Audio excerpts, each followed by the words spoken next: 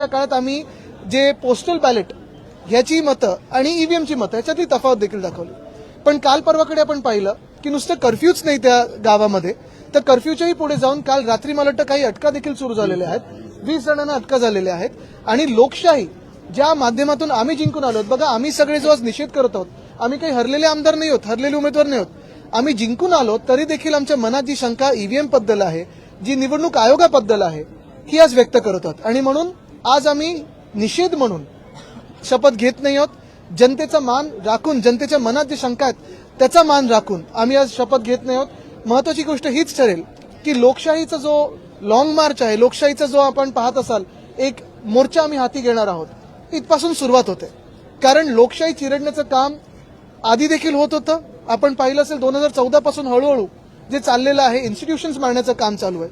लोकसभेत जनतेने निकाल दिला, पण तोच निकाल चिरडण्याचं काम या सरकारने करायचा प्रयत्न केलेला आहे. त्याच्या विरोधात आम्ही असे पाऊल उचललेलं आहे.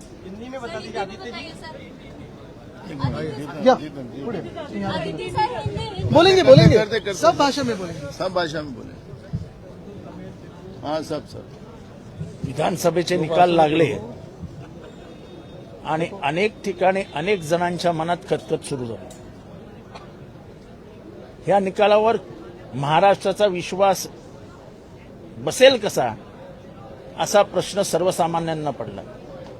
आणि त्यातनं मार्कडवाडीने एक भूमिका घेतली की आपण पोलवरती मतदान घेऊया, बॅलेट पेपरवरती. बॅलेट पेपरवरती घेत असताना निवडणूक आयोग मध्ये आलं. आता निवडणूक आयोगाचं काम काय? निवडणुका संपल्यानंतर निवडणूक आयोगाचं काम काय? आणि जर मला माझ्या गावामध्ये बॅलेट पेपरवर निवडणूक घ्यायची असेल तर त्याच्यात पोलिसांचा काय संबंध? तुम्ही हे घ्यायचंच नाही. का घ्यायचं नाही? आम्हाला टेस्ट घ्यायची आहे. आम्हाला महाराष्ट्राला दाखवून द्यायचंय काय खरं आणि काय खोटं. हे गावातल्या लोकांनी घेतलेल्या निर्णयावरती वरवंटा फिरवण्याचं काम जर लोकशाहीने निवडून आलेल्या सरकार करत असेल, ते लोकशाहीने निवडूनच आलेले नाहीत. 74,000 मतं जास्त, 5 वाजताचं वोटिंग पर्सेंटेज वेगळं, 74 लाख. 5 वाजताचं वोटिंग पर्सेंटेज वेगळं, नंतरचं वोटिंग पर्सेंटेज 13% वाढलंय. 13% म्हणजे एकंदर मतदानाच्या 1/4 वाढवलंय. हे 1/4 कुठनं येतात? आणि मी साधा माणूस म्हणून सांगतो की निवडणुकीचं जे मशीन आहे, it is a simple calculator. 1 + 1 + 1 + 1 5 झाले. ते 6 होतातच कसे? त्याच्यामुळे हा जो काही मी हॅक म्हणणार नाही, पण ही जी काही निवडणूक आयोगाने अरेंजमेंट करून दिलेली आहे व्यवस्थित, त्या अरेंजमेंट बद्दल बोलावंच लागेल. आणि ह्या प्लॅनला उद्ध्वस्त करण्यासाठी जसं महात्मा गांधींनी जेव्हा मिठावरच्या सत्याग्रह सुरू केला तेव्हा मिठावरती टाकलेला कर हा त्यांच्या समोर होता आणि चिमूटभर त्यांनी म्हणजे चिमटीत त्यांनी मीठ उचललं आणि भारताचा इतिहास बदलला. मार्कडवाडी हे आधुनिक भारताच्या मार्ग बदलण्याच्या कामाला सुरुवात करेल. लोकशाही वाचवण्यासाठी एक पुढचं पाऊल असेल. कारण का पवार साहेब उद्या जात आहेत, त्याच्यानंतर राहुल गांधी येत आहेत आणि महाराष्ट्राच्या जनता मनावर येईल आणि हे सर्वकडे जर पसरलं तर आपल्याला अडचण होईल. म्हणून सरकार हे प्रकरण दाबू इच्छित आहे. तिथे अटक सत्र सुरू झालंय. पण आम्ही मार्कडवाडीच्या लोकांना ग्वाही देतो की आम्ही सगळे आमदार जेवढी ताकद आमच्यात आहे तेवढी ताकद लावून मार्कडवाडीच्या लोकांनी जो लोकशाही वाचवण्याकरता पुढाकार घेतला आहोत, आम्ही त्यांच्या बरोबर आहोत. तू बोल. नाही यानं बोला. महाविकास आघाडीने आज जो निर्णय घेतला त्या संदर्भात इथे चर्चा झालेली, आपल्या पुढे विषद केलेला आहे. खरं तर आपण पाहतोय की एवढ्या बहुमताचा आकडा पार करणाऱ्या सरकारला आपल्या राज्यामध्ये जे वातावरण आपल्याला दिसायला पाहिजे, जो उत्साह, जो सणासारखा दिसायला पाहिजे, अजिबात कुठेच दिसत नाही. महाराष्ट्रामध्ये शोककळा पसरल्यासारखं वातावरण आहे. म्हणजे हा मॅन्डेट कोणी दिला? हा खऱ्या अर्थानं जनतेचा असता तर जनतेमध्ये हा उत्साह असता, परंतु दिसत नाही. याचा अर्थ आहे की कुठे ना कुठेतरी दाल में कुछ काला है असं म्हणायला डाळच काळी आहे. किंवा दाळच काळे असं म्हणायला तिथे संशयाला पूर्णतः तिकडे स्कोप आहे. अशा स्थितीमध्ये मार्कडवाडीमध्ये ज्या लोकांनी एक ही जर निवडणूक स्वच्छपणे पारदर्शकपणे आणि लोकांनी दिलेला जो मतदान आहे त्याप्रमाणे जर हे सरकार आलं असतं तर मार्कडवाडीमध्ये जो काही विषय गावकऱ्यांनी घेतलेला आहे त्याला विरोध करायचं काही कारण नव्हतं. पण त्याला विरोध करायचं म्हणजेच की आपलं पितळ उघडं पडू नये, कदाचित हा संशय यामधून निर्माण होऊ शकतो. आणि हे सगळं आपण बघत असताना तिथे जो काही प्रकार सुरू आहे, धरपकड सुरू आहे, लाठीमार झालेला आहे, लोकांना मापकोलमधून परावृत्त करायचं काम सुरू झालेलं आहे. अरे मापकोल घेण्याचा अधिकार आहे गावकऱ्यांनी ठरवल्यानंतर. 80% मतदान तिथे मिळालं, अख्खा गाव विरोधात आहे, तर विरोधकांनी किंवा तो तिथे आता निवडून आलेल्या आमदारांनी संशय व्यक्त केलाय. म्हणजे हरलेल्या आमदारांनी नाही, निवडून आलेल्या आमदारांनी तिकडे मागणी केलेली आहे, त्यांनी समर्थन दिलेलं आहे. अशा वेळेस हे घाबरत आहेत. याचाच अर्थ कुठे ना कुठेतरी लोकशाही संपवण्यासाठी लोकशाहीचा गळा घोटण्याचं काम हे सुरू झालेलं आहे. म्हणून आज आम्ही सर्व आणि निवडणूक आयोगाने सुद्धा यामध्ये खरं तर पारदर्शकता ठेवली नाही या संदर्भात अनेकांचा संशय आहे. या सगळ्यांच्या संदर्भात आज आम्ही महाविकास आजच्या दिवस शपथ घेणार नाही. मार्कडवाडीच्या गावकऱ्यांनी घेतलेल्या निर्णयाला पाठिंबा आणि हे जे काही पाऊल सरकारने उचललंय त्याला निषेध यासाठी आज आम्ही बहिष्कार घालण्याचा निर्णय घेतला किंवा आम्ही आज बहिष्कारही घालू आणि शपथ घेणार नाही असा निर्णय महाविकास आघाडीने घेतलेला आहे. हिंदी में बताइए कि आज क्यों आपने बहिष्कार किया है? मी थोडं मराठीत पहिले सांगतो की मताचा अधिकार हा लोकशाहीतला सगळ्यात महत्वाचा व्यक्ती स्वातंत्र्यातला भाग आहे. पण आता निवडणूक आयोगाच्याच माध्यमातून मशीन हॅक करतात की आपण जे 76 लाख मतं या अंधारात त्यांनी मारून घेतलीत, या सगळ्या माग मोठं गुपित आहे. दाल में काला आणि डाळच काळी आहे.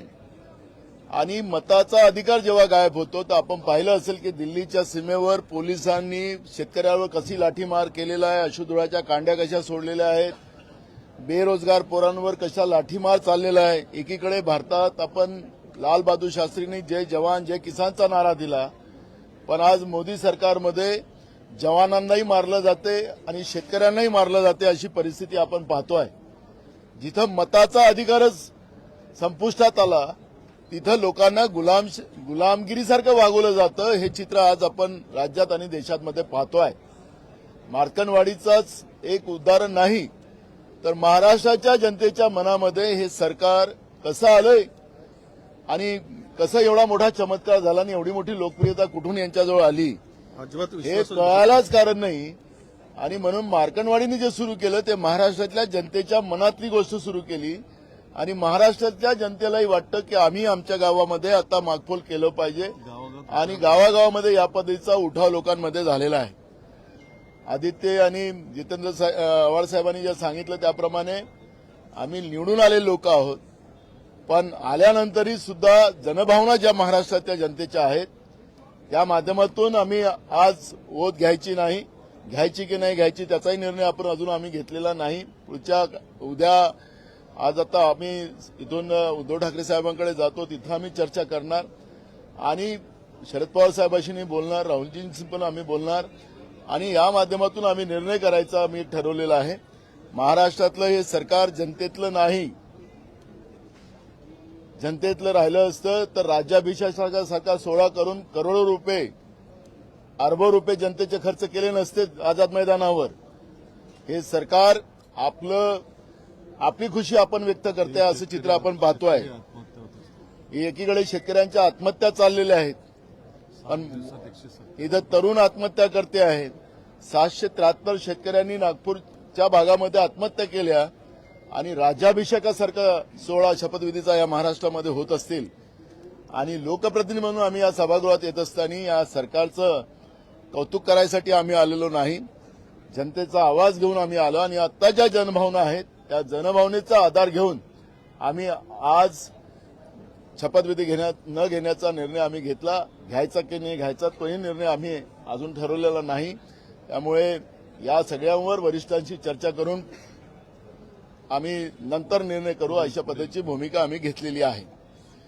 महाराष्ट्र में जो विधानसभा के जो चुनाव हुए, चुनाव के बाद महाराष्ट्र में जो स्थिति बनी हुई है कि जनता को नहीं लग रहा है कि सरकार हमारे वोटों से आई है, और इससे लोग जनभावना जो है, जो मार्कंडवाड़ी में जो शुरू हुई, वो पूरे महाराष्ट्र की भावना है.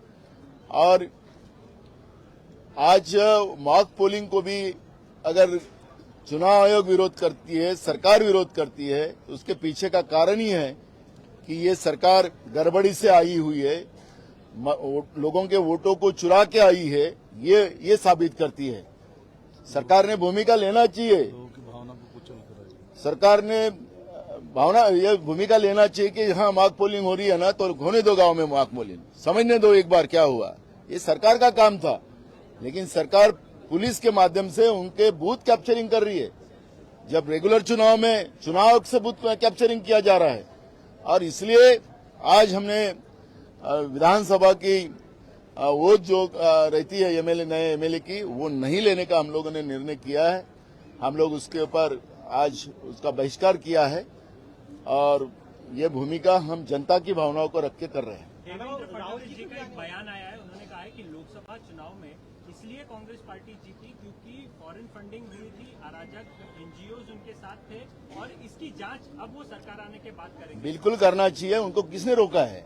बिल्कुल करना चाहिए. केंद्र की सरकार उनकी है, राज्य की सरकार बिल्कुल करना चाहिए. लेकिन हमारा जवाब देना चाहिए कि नांदेड़ में हमारे लोकसभा के उम्मीदवार को जितने वोट मिलते हैं, तो विधानसभा के उम्मीदवार को 40,000 से नीचे क्यों जाते हैं हमारे उम्मीदवार? उसका भी जवाब उनको देना पड़ेगा, और उसकी भी जांच लगाना चाहिए. वो भी हमारी मांग है.